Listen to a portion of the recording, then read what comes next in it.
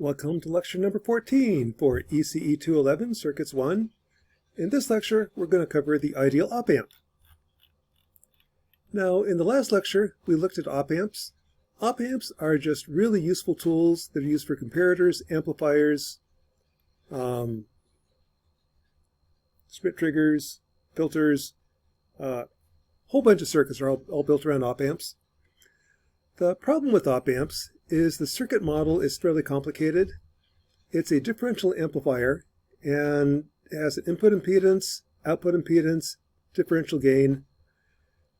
What I can do is any circuit that has an op-amp in it, replace that op-amp with a circuit model. Now that was pretty clunky and cumbersome for fairly simple circuits. It's going to get worse.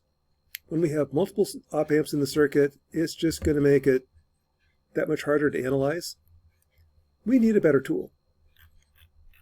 Well, that's the ideal op-amp. What an ideal op-amp does is it's a typical engineering solution. I've got a hard problem to solve.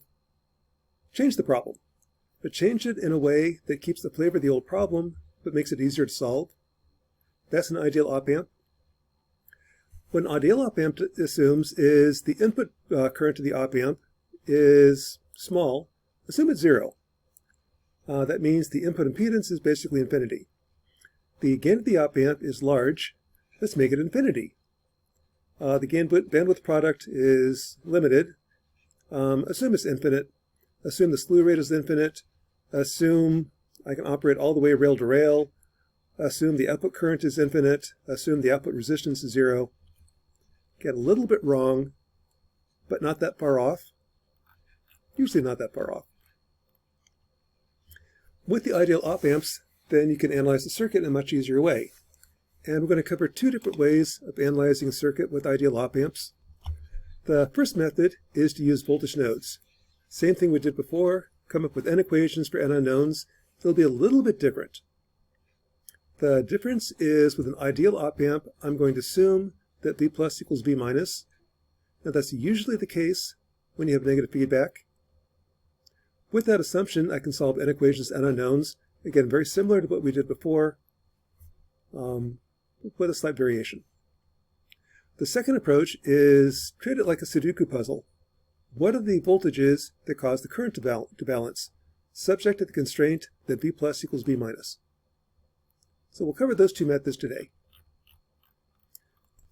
So here's the first circuit to look at. Let's find the voltages on this 2 op-amp circuit. So again, we could do what we did last lecture, replace each op-amp with this op-amp model. That's going to be rather cumbersome. Can we come up with a better way to do it? Well, before we do that, let's find out what the answer is. Kind of like saying you don't need Chegg, you don't need artificial intelligence, all you need is Circuit Lab. Build the circuit in Circuit Lab, hit DC solver, find the voltages at V1, V2, V3, V4, and poof, you got the answer. So V1 is 2 volts, V2 is 6 volts, V3 is 3 volts, and V4 is basically minus 1 volt, minus 0.9999. Okay, now that I know the answer, how do I find the answers using calculations? How do I calculate the answers? Well, there's kind of two ways to do it. One is voltage nodes, and the other one is treat it like a Sudoku puzzle. What do the voltages have to be to make the currents balance? So for voltage nodes, I just count. I've got 1, 2, 3, 4 unknown voltages. I need 4 equations for 4 unknowns. 2 of them are pretty easy. For op-amps with negative feedback, 2 of the equations are that V plus equals V minus. And the reason for that is suppose, just pull a number out of thin air, suppose this is 5 volts. If that's 5 volts and the gain is, let's say a million, then the difference here has to be 5 microvolts. So this is 2 volts. This is going to be also 2 volts minus 5 microvolts. Now as the gain goes to infinity, this difference goes to 0. So as long as the output is finite, V plus equals V minus.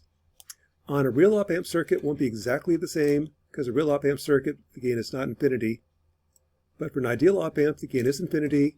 So V plus equals V minus, that'll be 2 volts. This one I don't know yet. This will be 3 volts. So that's two of my equations. I know that B1 equals 2. I know that B3 equals 3. I need two more equations. Now I'd like to write the node equation of B2, and I can't. And there's two reasons I can't. First, the node equation would say the current left, current right, current down equals 0. This current, I have no idea what it is. The op-amp is an active device capable of sourcing or sinking infinite current for an ideal op-amp. And I can't sum the currents to 0 when one of them is whatever it takes. The second reason I can't write that equation is I already wrote it. The node equation of B2 is B plus equals B minus. This will supply whatever current it takes to force B minus to equal B plus. The second op-amp, the current output is whatever it takes to force B plus equal to B minus. So the node equations at B2 and B4 have already been written. I still need two more equations. The two more equations would be at B1. These three currents equal 0. The current left is V1 over 1K. The current right is V1 minus V2 over 2K. And the current down is 0. For an ideal op-amp, the input impedance is infinity, so there is no current coming in. Likewise at node 3, that's my last node, current left, current right, current down equals 0. There is no current going down. It's an ideal op-amp. Current left is B3 minus B2 over 3K. Current right is B3 minus B4 over 4K. That's equal to 0. And there I have four equations for unknowns. So that's how you come up with the equations for the circuit. Start with the easy ones, B plus equals B minus. And then the other ones are going to be node equations. Once I have four equations for unknowns, solve. That'll be group the terms, put in matrix form, throw in MATLAB. One way to do it. What I'm going to get is the same answer as Circuit Lab. 2 volts, 6 volts, 3 volts. And for an ideal op-amp, this is actually minus 1 volt, not minus 0.9999. Circuit Lab actually uses the op-amp model that we looked at last lecture. Op-amps are not ideal. The voltages are not exactly 3 volts, not exactly minus 1 volt. Shows up here, but pretty close. So that's one way to solve. Write the equations. A second way to solve. Treat it like a Sudoku puzzle. Currents have to balance.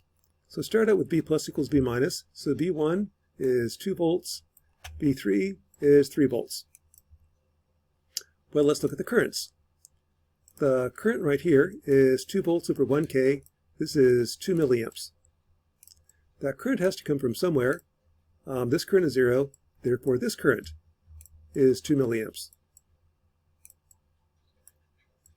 Well, voltage is I times R. So this is 4 volts. Oops, I got that backwards. Other way around. 4 volts with that polarity. Left side is 2 volts. Therefore, this is 6 volts.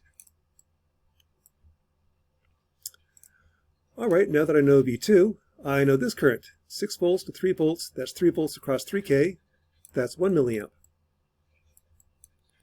That current has to go somewhere, so it goes through here. This is also 1 milliamp. Well, 1 milliamp at 4K gives you 4 volts. So this is 4 volts. Left side is 3 volts. 3 take away 4 is minus 1. This is minus 1 volt. And sure enough, that's just what Circuit Lab calculated. 2 volts, 6, 3, minus 1. And kind of notice, I also calculated what the op-amp is doing. The currents have to balance. I've got 2 left, 1 milliamp right. I'm missing 3 milliamps. That's the op-amp. This one apparently produces 3 milliamps. Conservation of current, the current has to come from somewhere. The second op-amp, I've got 1 milliamp going in. It's got to go somewhere. The second op-amp will sink 1 milliamp. And that's what the op-amps are doing. They're sourcing or sinking whatever current it takes to force V plus to be V minus.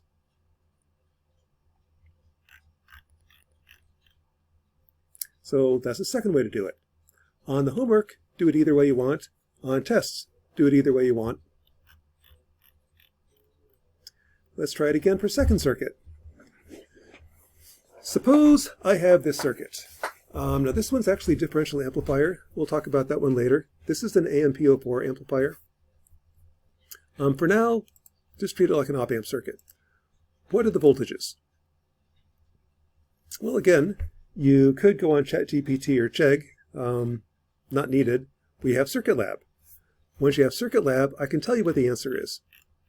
Just build the circuit in Circuit Lab, find the voltages, and here's the answer. B2 is 2 volts. B1 is 2 volts. B3 is basically 0 volts, 99 microvolts. Basically 0. B4 is 2 volts, and B5 is basically 10 volts. It's actually 9.999 volts. Op amps are not ideal. That's what you'd actually get. Okay, now that I know the answers, let's see if I can calculate them. And again, let's do 2 different ways to calculate them. First, let's write the node equations. I've got 1, 2, 3, 4, 5 nodes. I need 5 equations. Excuse me. 5 equations for 5 unknowns. So let's start out. I know that B1 is 2. I know that B plus equals B minus. I know that B2 equals 2. I know that B plus equals B minus. I know that B4 equals 2. I need 2 more equations. Now, I would like to write the node equation of B3, but I can't. Again, for 2 reasons. I don't know what this current is. Plus, I already wrote that equation. The node equation of B3 is B plus equals B minus. So, not that equation. I can't write B5 either, because again, I don't know the current out of the op amp, and the node equation for B5 is that B plus equals B minus. I've already done B1. That leaves B4 and B2. Node equation of B2 is the current left and current right have to equal 0. There is no current up. Current left is B2 minus 3 over 1K plus B2 minus B3 over 2K equals 0. Node equation of B4. Current left, current right, and current down equals 0. This will be 0, but I still have that 1K. Current left is B4 minus 1 over 500. Current right is B4 minus B5 over 2K. Current down through the 1K is B4 minus B3 over 1K equals 0. 5 equations, 5 unknowns. Now group the terms, put in matrix form, throw in MATLAB, solve, and you're going to get these answers. That's one way to do it. So here's your 5 equations, 5 unknowns. Solve. Second way to do it. Let's figure it out. I know that B plus equals B minus, so this is 2 volts. B2 is 2 volts. B4 is 2 volts. It's a 2. Okay, let's find the currents. Well, this is 3 volts, 2 volts. I've got 1 milliamp flowing. That current has to go somewhere. So that current has to go through this 2K as well. That's also 1 milliamp. Well, if I know the current and the resistance, I know the voltage. This is 2 volts. 2 volts, take away 2 volts, gives you B3 is 0 volts. Okay, let's do the currents up here. I've got 1 volt, 2 volts, 500 ohms. This is 2 milliamps. 2 volts, 0 volts, 1K. This is 2 milliamps. those 2 plus 2 is leaving. I've got to have 4 milliamps coming in. That's this guy right here. That has to be 4 milliamps. Well, 4 milliamps across 2K gives you 8 volts. 2 volts plus 8 volts gives you 10 volts. So that's V5 is 10 volts. And kind of a sidelight, it can also tell you what's happening with the op amps. This is 4 milliamps, got to come from somewhere. So this op amp is sourcing 4 milliamps. I've got 2 milliamps in, 1 milliamp in, 3 milliamps in. Those 3 milliamps have to go somewhere. This one is sinking 3 milliamps. That's what op amps do. They provide whatever current it takes, or sink whatever current it takes, to force V plus to be V minus. So that's what I calculated. 2 volts, 0 volts, 2 volts, 10 volts. That's exactly what Circuit Lab gave me. So this was 10 volts, 2 volts, 2 volts, 2 volts, 0 volts. And it's actually not 0. This is not an ideal op amp. Won't be exactly 0, but be close. If you built this in the lab and measure it, again, you'll be very, very close. Op amps are almost ideal. It's going to be a little bit off. Maybe the 4th or 5th decimal place, it'll be off. Typically, that's less than we can measure. But that's kind of the second approach, kind of a Sudoku puzzle type solution. So that's where you get the voltages. Let's do one more example. Suppose I have this circuit. What are the voltages? So again, what I'm going to do is, let's go to Circuit Lab. Build the circuit in Circuit Lab, tell it to find the voltages. That'll tell me the answer. Kind of helps to know the answer to find the answer. So if I take that circuit, throw it in Circuit Lab, I guess I didn't do that. I'd get the answers. A second approach is, let's calculate the answers. Well, to calculate it, I've got 1, 2, 3, 4, 5, 6, 7. 7 nodes. I need to write 7 equations for 7 unknowns. Apparently I can't count. Let's do that. Well, start with the easy ones. V plus equals V minus. So I know that V2 is 3. Right here. Right here. V plus equals V minus. I know that V3 is 2. I know that V5 equals V6. That's 3 equations. I need 4 more equations. So again, let's mark these out. V2, well, I know this equation right here. The node equation V1 is V plus equals V minus. The node equation V4 is V plus is V minus.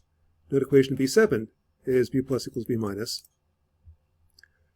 The next 4 equations would be at nodes 2, 3, 5, and 6. At node 2, the current up plus the current down equals 0. That'll be V2 minus V1 over 1K plus the current down, V2 minus V3 over 500. And there is no current left. Current into the op amp is 0. That's got to be 0. That's node equation V2. Node V3, current up plus current down equals 0. Current up is V3 minus V2 over 500. Current down is V3, that's a V, minus V4 over 1K. Left is 0. That's got to be 0. Node 5. Current left plus current right equals 0. There is no current into the op amp. Current left is V5 minus V1 over 1K plus V5 over 2K is 0. And the last equation, V6 minus V4 over 1K plus V6 minus V7 over 2K equals 0. So those will be your 7 equations, 7 unknowns. Once I have that, group the terms, put in matrix form, throw in MATLAB, solve, I'll get the answers. One way to do it. Second way, let's treat this like a Sudoku puzzle. Let's pause the video, see if you can solve this by hand.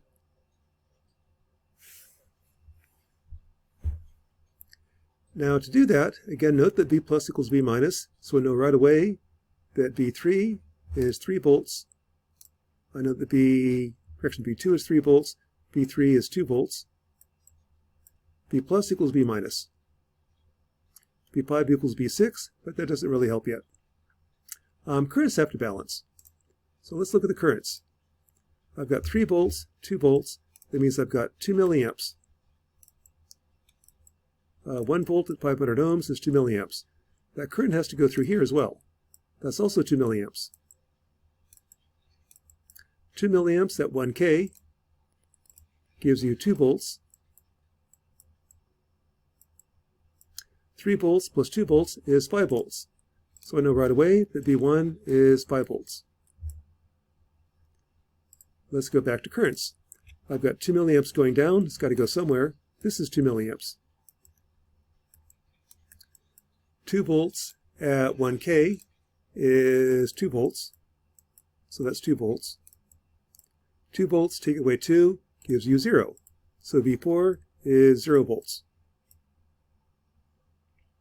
This is to ground, so I have voltage division. Actually, I got 2 ways to do it. I can observe that this is a differential amplifier, in which case I know that this is 2 times 5 minus 0 makes that 10 volts. That's one way to do it. Another way, if I don't see that, is use voltage division. This is 2/3 of 5, 3.33 volts. V plus equals V minus. This is also 3.33 volts. I now know this current. 3.33 volts at 1K is 3.33 milliamps. This is also 3.33 milliamps.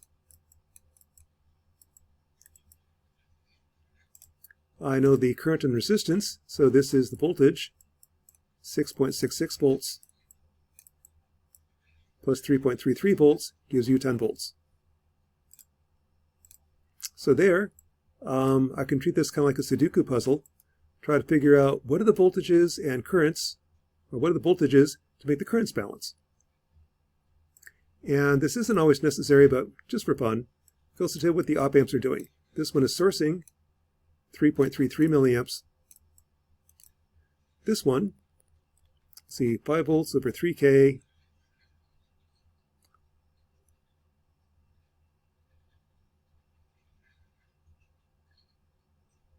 .67 milliamps.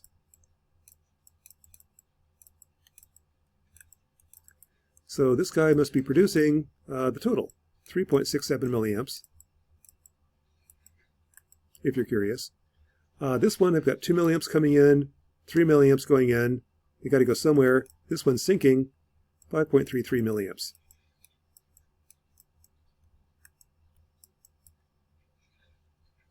Not that that really matters. The only place where I think this would matter is on a test, or when I buy the op amps. These have to be op amps capable of sourcing or sinking up to 5.33 milliamps. The ones we're using can do 25 milliamps, so no problem.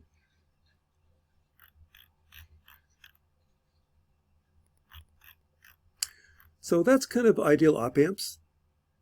With ideal op amps, it is much, much easier solving circuits. And what we're really doing is using an engineering trick. Anytime you have a hard problem to solve, change the problem. Change the problem is totally valid. Change it in a way that the problem is easier to solve, but keep the flavor of the old problem. So by easier to solve, I'm going to assume an ideal op amp. It's got a high gain. The gain's 100,000. I'm going to assume infinity. The input impedance is large, like 100 meg. Let's assume infinity. With those assumptions, I can come up with a much easier way to solve for the voltages. The answers will be a little bit wrong, but not too far off typically. The approach used with ideal op amps is to assume that V plus equals V minus, and then to write n equations for n unknowns. That's using voltage nodes. That's one way to do it. A second way is to figure it out. The currents have to balance, and usually V plus equals V minus. Figure out what voltages make the currents balance given V plus equals V minus. And that's kind of how you analyze circuits with ideal op amps. One last thing to note is ideal op amps don't always work. Where they fail is right up here. If the rest of the circuit has a large impedance, meaning 111 mega ohms starts to matter, then you can't use ideal op amps. What that means is keep the resistors typically less than 10 meg. If the resistors are less than 10 meg, the little bit of current that comes into here isn't significant. I can ignore it. The second place is the op amp, at least the ones we can use, can only do, I think it's about 50 milliamps.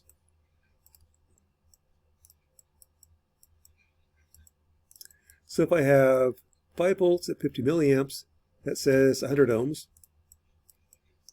So as long as you keep the resistors between 100 ohms and 10 mega ohms, the ideal op amp works pretty well. At the low end, for the op amps that we use, they start to fall apart. Above 10 meg, they start to fall apart. But the ones we use in Circuits 1 keep the resistors in this range, and the ideal op amp is pretty close. So that is lecture number, where are we? Lecture number 14 for ECE 211, Ideal Op Amp.